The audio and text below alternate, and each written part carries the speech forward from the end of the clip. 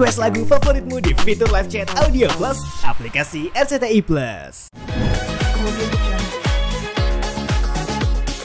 Ya ini lagi mau cek darah ya, memang cek darah sebulan berpuasa ya rutin.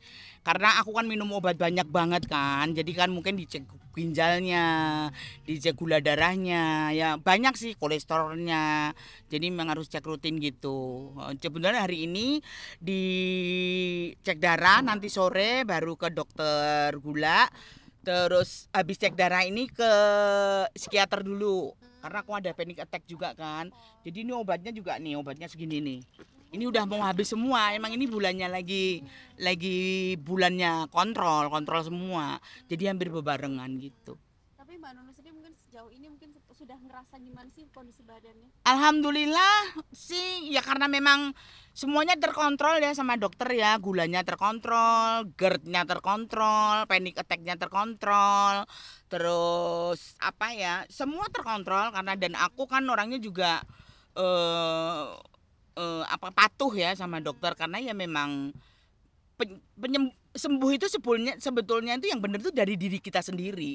Mau kontrol, mau berobat yang semahal apapun, kalau diri kita sendiri enggak semangat, enggak apa ya percuma. Tapi karena aku semangat, terus aku patuh sama dokter itu kan cuman sarana untuk mengobati dan ikhtiar kan ya. Jadi ya apa kata dokter ya aku iyain, dan aku tuh nggak pernah pantang mundur gitu loh.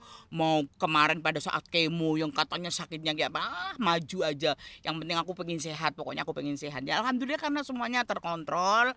Ya kalau ada kadang-kadang GERD-nya naik gitu kan, udah ada obatnya. Terus kadang-kadang gulanya makanya agak kotor nih, gulanya naik dikit kan, kontrol sendiri di rumah kan ada untuk kontrol gulanya agak tinggi loh yang, ya udah kita kurangin makan. Makanya sekarang kan aku udah berapa bulan itu udah nggak makan nasi sebetulnya, karena memang karbonya kan tinggi kan nasi. Aku ganti kayak porang. Sebetulnya porang itu cuman nggak ada gula, tapi karbonya juga sebetulnya ada.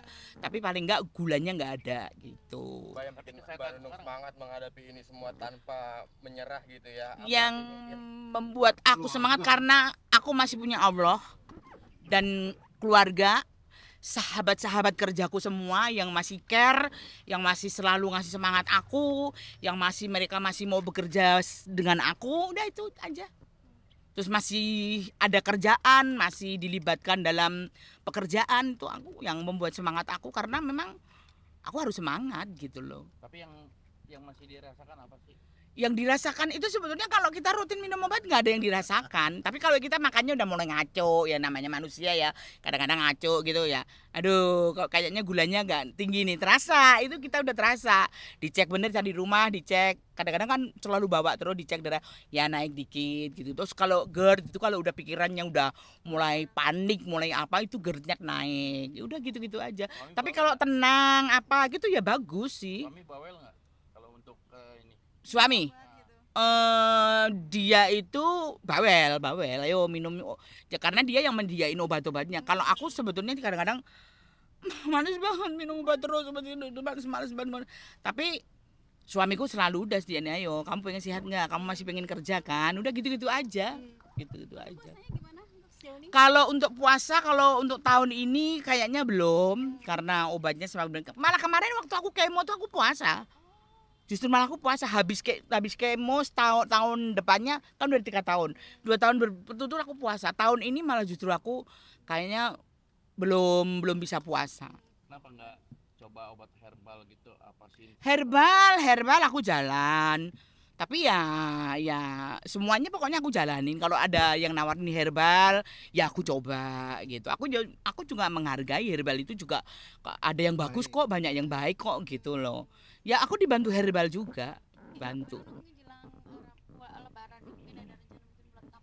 Pasti dong, pasti nanti mungkin H-5 apa H-6 gitu kita udah pulang. Kalau nanti pas mau lebaran sahur terakhir dapat panggilan bagaimana?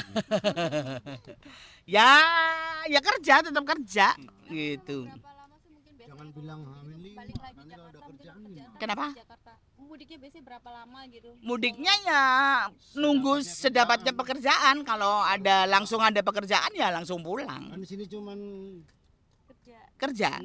Gitu ya. Udah ya. Banyak yang nanyain terkait jual aset itu gimana Mbak Nunung? Mas jual aset itu udah 2019. Sekarang itu kalau mau jual asetnya siapa yang mau dijual, pentungi wong kok. 2019 pada saat aku kena kasus itu 9 bulan kan aku direhab, nggak ada pemasukan dan aku hidup itu nggak sama suamiku, hidupku sama keluarga besarku. Hidup itu kan cuman nggak makan aja kan, banyak yang tahu anakku kuliahnya belum selesai semua, terus keluargaku masih banyak yang belum ada pekerjaan. Nah, yang alhamdulillah aku punya aset, jual aset. Aku pikir jual aset itu udah aman, udah tenang ya udah keluar Covid 2 tahun bayangin. Coba masih ada aset, untung alhamdulillah gitu. Jadi kenapa mesti diratapi jual aset, kan aku untuk hidup. Iya, bukan karena aku nipu gitu kan, gitu loh. Nabung. Untungnya kita nabung gitu loh. Makanya sekarang kan kita mulai nabung lagi. Ya siapa tahu kan, kita kan nggak ngerti Covid itu siapa tahu orang nggak ada yang tahu kan gitu loh. Gitu semua don kan, artis aja semua don semua kan gitu. Ya paling nggak pasti mereka ngutek-ngutek tabungan itu pastilah gitu loh. Karena memang nggak ada pemasukan. Nah aku tabungan udah habis pada saat aku rehab. Ya makanya waktu Covid 2 tahun itu bener-bener nggak ada pekerjaan dan aku kalau cuman makan, hidup cuman makan gini aja mungkin cukup. Kita kan yang tak terduga, yang pengeluaran yang kita tak terduga itu kan yang paling mengerikan itu ya. Sakit, yang kita nggak mau sebetulnya ya. Terus kayak ngasih uang jajan anak-anakku kuliah yang ada di luar kota, ada yang kan banyak banget. Terus kayak ponakan kecil-kecil mereka kan kadang-kadang itu kan yang tak terduga lah sebetulnya yang pengeluaran paling besar itu. Yang ngebantu di saat drop-dropnya kondisi seperti itu siapa sih Mbak kalau boleh tahu Mbak? Kalau pada saat itu ya masih aku sendiri pada saat itu kan, tapi kalau pada saat aku kena sakit itu memang aku dalam keadaan titik yang paling terendah. Waktu aku didiagnosa cancer, banyak banget artis yang bantu aku. Salah satunya mungkin Mbak. Wah banyak banget, pokoknya ada Raffi, ada Mbak Iwa, ada banyak banget. Ada Sule, ada Wendy, ada Ivan Gunawan, ada siapa lagi ya, banyak banget ya. Ada Andre, ada banyak banget yang peduli sama Tapi aku. yang kemarin yang ngasih modal Raffi itu Raffi juga ngasih modal aku. masih jalan nggak? Masih alhamdulillah jalan. Ya itu kan amanah kan. Harus ke Solo tuh, liput di Solo tuh. Ayo kapan di Solo ngeliput gitu. Apa ke Solo Mbak mungkin Mbak? Wah masih warungnya masih malah. Warungnya apa di sana? Songoseng by Mami Nunung. Gimana review para customernya Mbak setelah warung itu dibuka? Pada puas kegiatan. Oh mereka pada puas mereka. Jadi yang makan itu banyak pelanggan yang udah pada datang sering datang ke situ gitu. Alhamdulillah sih. Dan itu ngebantu banget buat ekonomi Mbak. Nah sekarang aku tuh lebih udah kayak apa ya, udah tenang. Jadi aku nggak setiap minggu harus transferin mereka ya.